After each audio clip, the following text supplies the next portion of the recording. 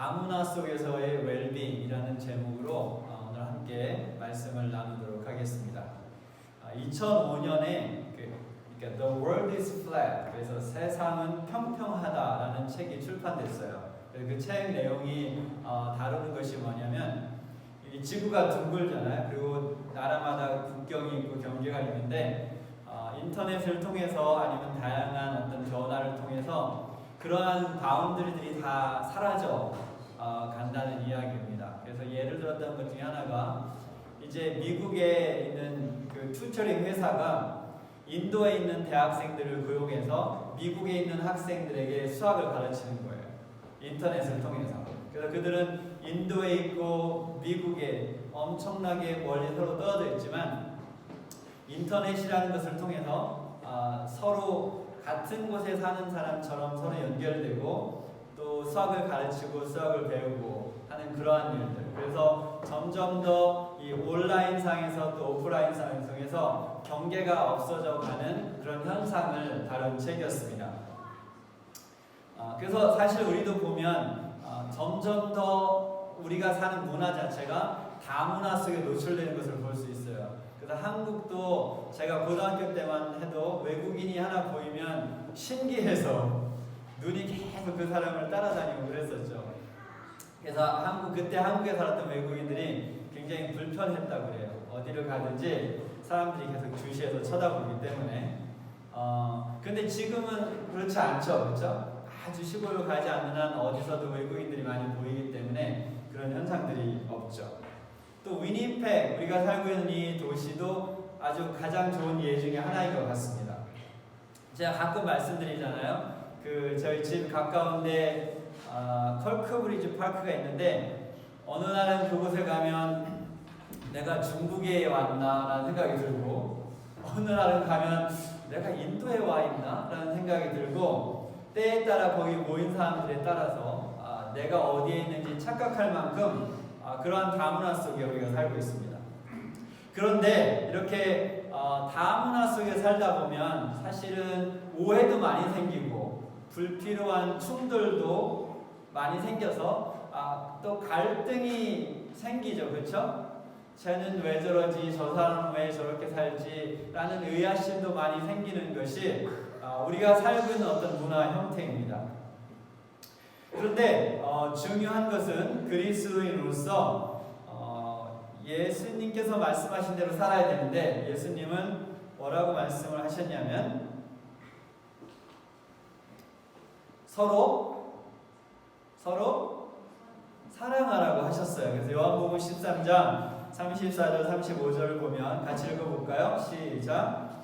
새 계명을 너에게 주노니 서로 사랑하라. 내가 너희를 사랑한 것 같이 너희도 서로 사랑하라. 너희가 서로 사랑하면 이로써 모든 사람이 너희가 내 제자인 줄 알리라.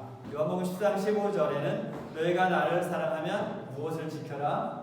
나의 계명을 지켜라. 그 계명은 서로 사랑하라는 것이죠.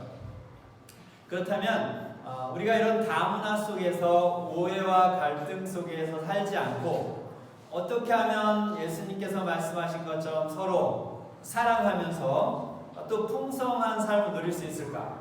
그것이 오늘의 질문이고, 또 바울의 삶을 통해서 그 답을 찾아보도록 하겠습니다.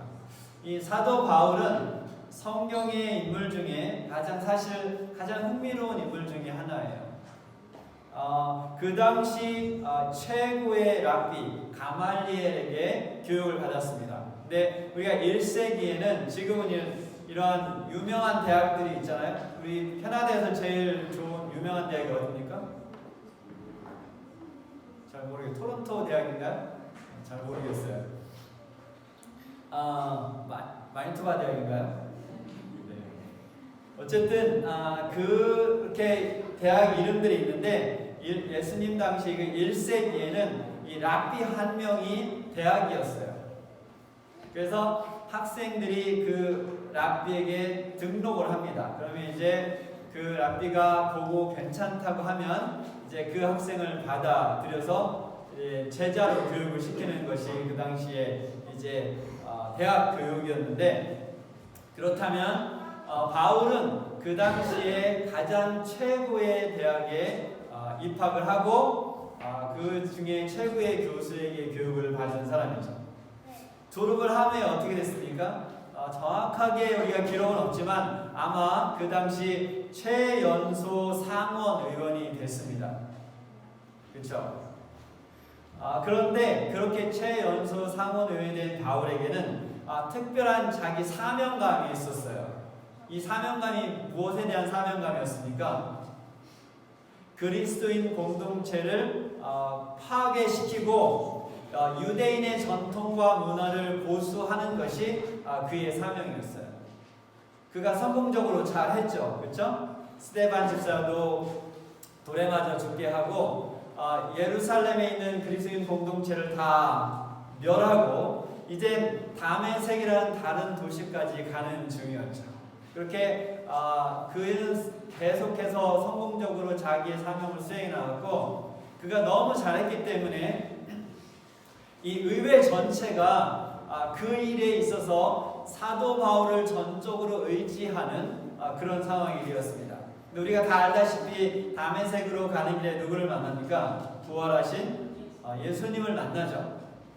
그리고 그 사건으로 인해 3일간 눈을 보지 못했다가 다시 이제 안수를 받고 치유를 받고 침례를 받습니다. 그러면 이제 무엇이든 날 침례를 받음으로 인해서 그리스도인을 핍박하던 바울이 그리스도인이 됐죠. 그런데 우리가 이것을 문화라는 관점에서 보면 침례를 받은 바울이 얼마나 큰 문화 충격을 받았을까 생각해 볼 수 있어요. 그렇죠? 자기는 유대의 전통과 문화를 지키기 위해서 그것을 고수하던 사람이었는데 3일 만에 그 자기가 믿고 하는 그 모든 것을 내려놓고 그리스도인이 돼서 그리스도인 공동체의 일부가 됐어요. 적응하기가 쉬웠을까요? 아니죠. 단순히 그냥 자기 문화를 고수했던 것이 아니라 지금 자기가 속한 그 문화를 파괴하는 파괴자였고 어떻게 보면 그리스도인 공동체에서는 살인마였죠. 그가 이제 침례를 받고 그 문화 속의 일부가 되었습니다. 그렇다면 사도 바울은 그 새로운 문화 속에 어떻게 적응해 갔을까요? 그는 자신의 문화를 여전히 유지하고 고수할 수 있었지만 성경은 기록하기를 그가 모든 사람의 종이 되기를 자처했다라고 기록합니다.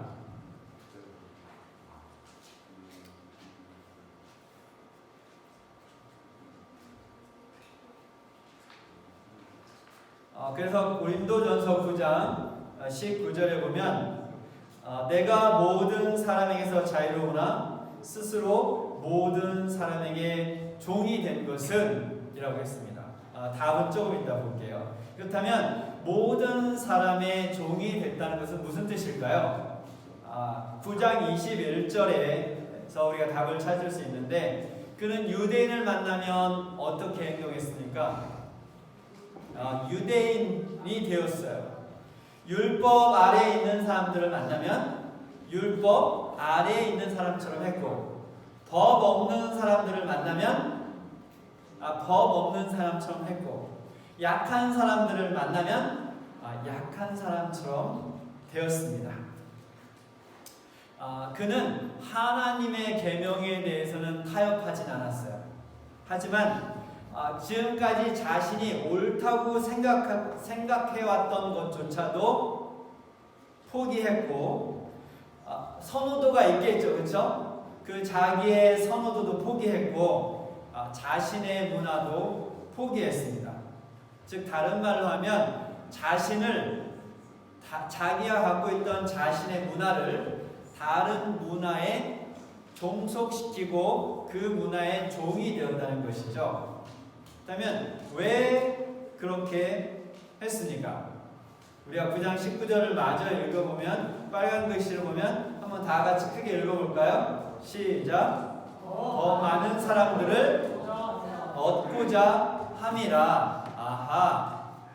그렇다면 그는 율법 아래에 있는 사람들을 만날 때, 유대인을 만날 때, 법 아래에 있지 않는 사람들을 만날 때, 약한 사람들을 만날 때, 그들의 구원을 위한 것이라면 자신의 것을 다 버리고 그들처럼 되었다는 것이죠. 그렇죠? 그래서 복음을 전해서 구원하기 위해서 필요하다면 자신의 모든 것을 버리고 어떤 문화라도 자신의 것으로 받아들였다는 것입니다. 그런데 바울이 지금은 한 가지 이유를 댔어요. 무슨 이유입니까? 내가 유대인을 만나서 그를 구원하기 위한 것이라면 내가 유대인이 되는 것이 전혀 문제가 없다는 것인데 또 다른 하나 이유를 이야기하고 있어요. 고린도전서 9장 23절부터 27절. 내가 복음을 위하여 모든 것을 행함은 복음에 참여하고자 함이라. 그래서 운동장에서 다름질하는 자들이 다 달릴지라도 오직 상을 받는 사람은 한 사람인 줄 너희가 알지 못하느냐. 너희도 상을 받도록 이와 같이 다름질하라.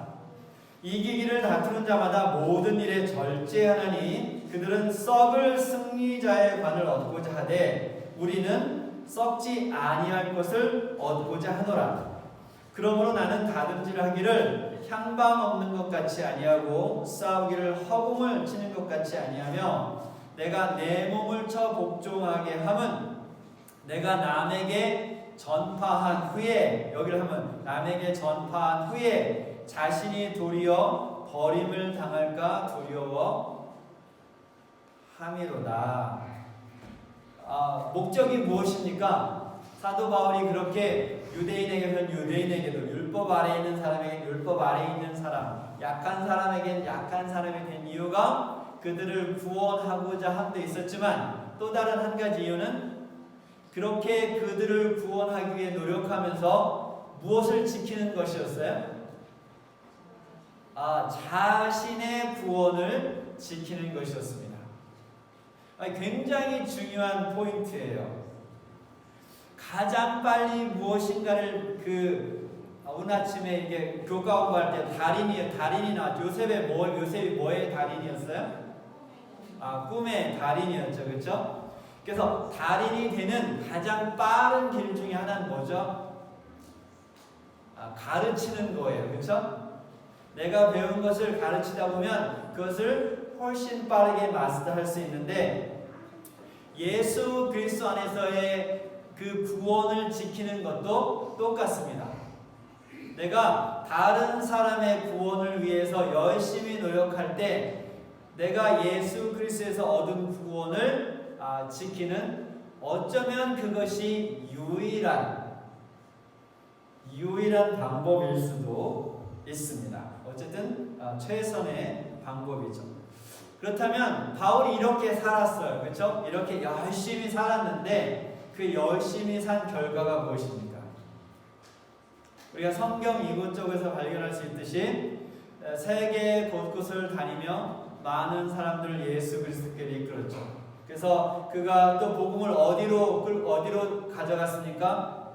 이 중동에서 그 소아시아에서 어디로? 유럽으로 갔어요. 그 유럽으로 간 복음은 어디로 갔습니까? 나중에 이 아메리카 대륙으로 왔고, 이 아메리카 대륙에서 이 복음이 풍성해지면서 여기서 선교사들이 아시아로, 아프리카로 가게 됐죠. 그렇다면 바울이 그렇게 자기 문화를 버리고 다른 문화에 종속하면서 복음을 전했기 때문에 오늘 우리가 이 자리에 예수님을 우리의 구주라고 부른다고 하면 과장일까요? 아니죠. 그때 복음이 유럽으로 가지 않았다면 그 복음이 미국 대륙으로 오지 않았을 것이고, 여기서 이 아메리카 대륙에서 복음의 꽃이 피지 않았다면 그것이 다시 아시아와 아프리카로 가지 못했겠죠. 그렇다면 어쩌면 여기에 있는 저희 중에 예수 그리스도를 여전히 모르고 있을 분들이 많이 있겠죠. 많은 고생이 있었어요. 그렇죠? 바울이 그렇게 사는 것이 쉽진 않았습니다. 그는 후회 없는 삶을 보냈습니다. 그래서 디모데후서 4장 7절부터 8절을 한번 크게 읽어보겠습니다. 시작. 나는 선한 싸움을 싸우고 나의 달려갈 길을 마치고 믿음을 지켰으니 이제 후로는 나를 위하여 의의 면류관이 예비되었으므로 주 곧 의리우신 재판장이 그날에 내게 주실 것이며 내게만 아니라 주의 나타나심을 사모하는 모든 자에게로다. 이렇게 선한 싸움을, 복음을 전하는 싸움을 다 마친 그에게는 믿음을 지켰다는 확신이 있었고, 구원의 확신을 갖고 사도 바울은 잠들었습니다. 근데 좀 아까도 말씀드렸듯이 사도 바울이 이렇게 다른 문화에 종속하는 것이 쉬웠다고 했나요? 어렵다고 했나요? 그것이 쉬운 사람은 사실은 거의 없어요. 그렇죠? 그런데 우리가 문화, 이 컬처라는 것이 어떤 것인지를 이해하고 나면 조금 더 쉬워지는 것도 사실입니다. 제가 그 28살에 옛날에는 한국에서 이렇게 외국 여행을 하는 것이 쉽진 않았어요. 그렇죠? 근데 제가 28살에 선교사로 필리핀에 가면서 외국을 처음 나갔습니다. 근데 처음으로 제가 속한 한국 문화가 아니라 다른 문화권에 제가 딱 노출되면서 굉장히 많은 문화 충격을 느꼈고 어쩌면 생애에서 가장 큰 교훈 중에 하나를 그때 깨달았던 것 같아요. 그래서 문화는 무엇이 아니냐면 진리가 아니에요. 네? Culture is not truth. 이거는 어디에 가도 다 통하는 그런 진리가 아니라 어떤 한 공동체 속에서 일반적으로 받아들여지는 생각이나 행동이 문화인 것이죠. 그래서 그 문화권을 벗어나서 다른 문화권으로 들어가면 이 문화에서 있었던 것이 전혀 의미가 없어지는 것들이 너무나 많습니다. 그리고 내가 이 문화권을 벗어났다면 더 이상 내가 원하지 않는다면 그 내가 벗어난 문화에 종속될 필요가 없는 것이 문화입니다. 근데 사실은 내가 한 문화에서 벗어나서 다른 문화권으로 들어가서 나의 원래 그 문화를 고수하려고 하다 보면 거기서 오히려 더 많은 오해가 생기고 때때로 많은 인간관계에 문제가 생기는 것이 사실이죠. 제가 가졌던 첫 번째 이 문화 충격 중에 하나는 한국 사람들이 제일 중요하게 생각하는 것 중에 하나가 뭡니까? 나이, 그렇죠? 요즘은 좀 달라졌는지 모르겠어요. 근데 나이가 중요해요. 그래서 만나면 이 민증을 까서 나이를 딱 알고 나면 내가 이제 그 사람을 어떻게 대해야 될지 나오죠, 그렇죠? 근데 제가 그 선교지에 가서 이제 한 가정에 이렇게 놀러 갔는데 그 마을 사람들이 모였어요. 그런데 한 7살쯤 된 아이가 제 어깨에 손을 이렇게 탁 얹더니, 그러니까 Hi Kim. 그래서 근데 제가 어떻게 했을까요? 근데 저도 모르게 손이 이렇게 올라가더라고요. 한데 이렇게, 그쵸? 굉장히 건방지고 그 버릇이 없어서 순간적으로 손이 올라가다가 그때 깨달음을 얻었어요. 아하, 내가 더 이상 한국 문화권에 있지 않구나.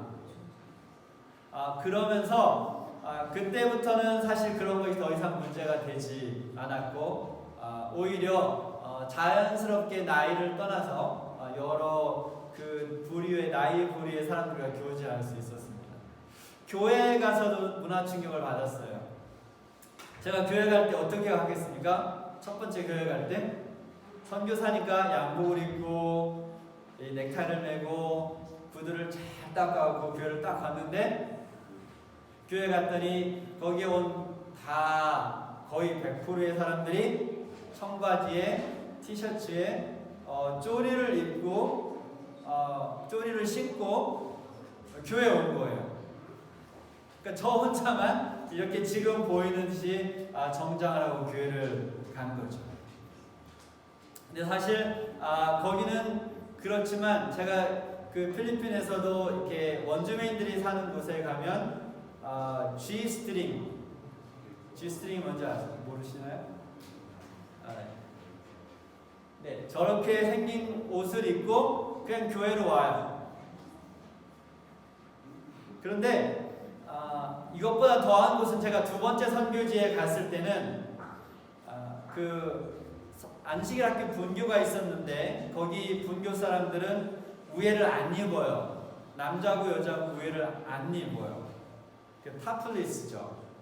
그래서 그런 사람들이 함께 모여서 앉아서 찬양을 하고 또 예배를 드립니다. 근데 여러분 만약에 제가 충분히 봤죠? 제가 그 마을 사람들에게 야 나는 한국 사람이야. 그러니까 나보다 어린 사람들은 나에게 까불지 마. 제가 만약에 그 사람들에게 그것을 요구했다면 어땠을까요? 아니면 제가 교회 가서 사람들에게 그 예배 드리고 나서 여러분 잠깐만 앉아 계세요. 그리고 제가 이 강대상에 올라가서 여러분 교회에 오는 복장이 이게 뭡니까?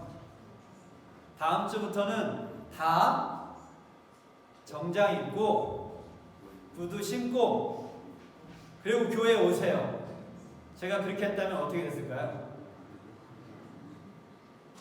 그곳에서 선교를 하기는커녕 한국에서 온 꼴통이 되겠죠, 그렇죠?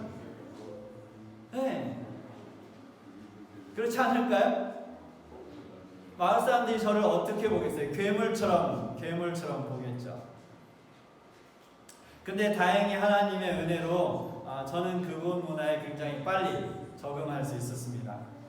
그래서 제가 있던 섬이 민도로였는데 그 민도로에 원주민들이 많이 살았어요. 그래서 필리핀 원주민들은 망얀이라고 부릅니다. 망얀. 근데 그곳에 사귄 그 친구들이 저를 코리안 망얀이라고 불렀어요. 그래서 저에게는 그 말이 굉장히 칭찬처럼 들렸습니다. 왜냐하면 제가 그곳에서 한국 사람처럼 그렇게 사는 것이 아니라 그들의 일부가 됐다는 표현이었기 때문에 그렇다는 것이죠. 근데 여러분 성경에 보면 저와는 감히 비교할 수 없는 분이지만 비슷한 표현이 나옵니다. 뭡니까? 임마누엘. 임마누엘이 뭐죠? 하나님께서 우리와 함께 계신 것인데 바로 하나님이신 예수 그리스도께서 사람이 되신 것이죠. 여러분 한번 상상해 보세요. 예수님이 하늘에 계셨을 때 천사들이 예수님을 어떻게 했습니까?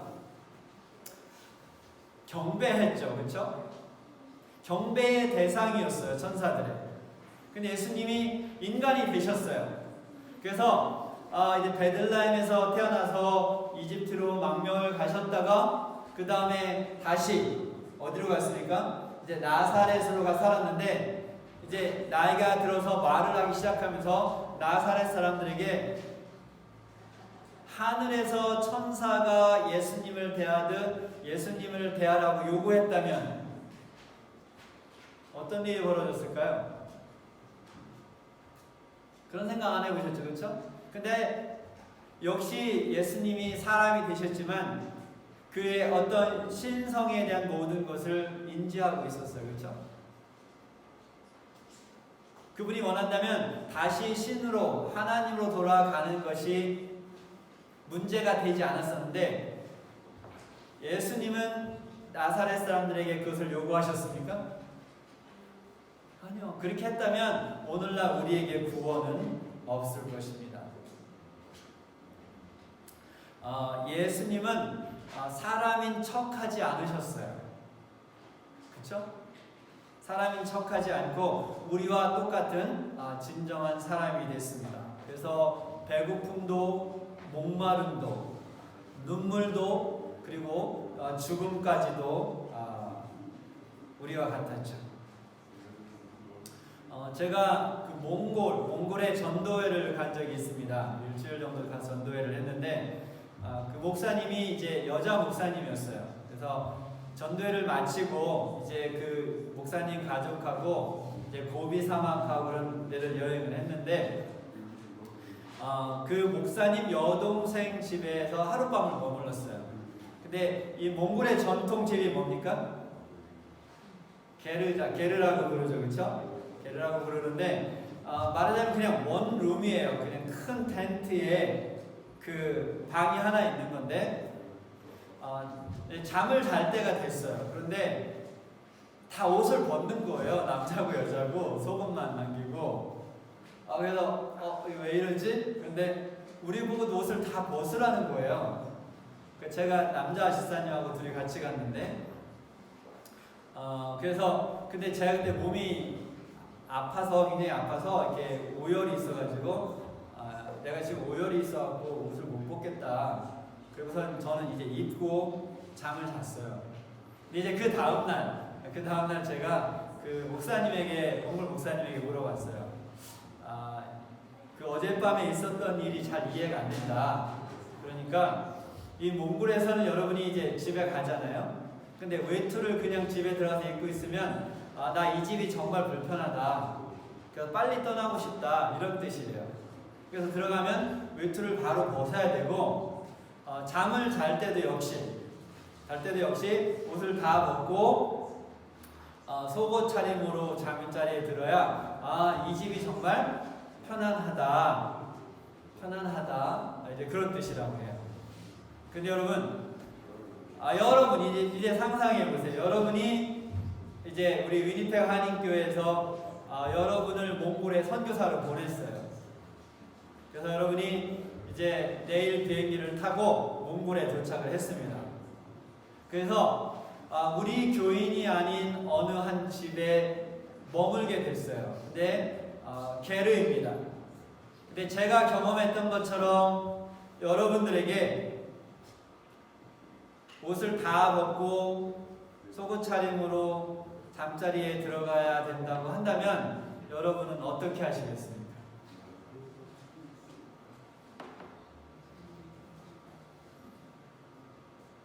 속옷 다 벗고 들어갈 수 있겠어요?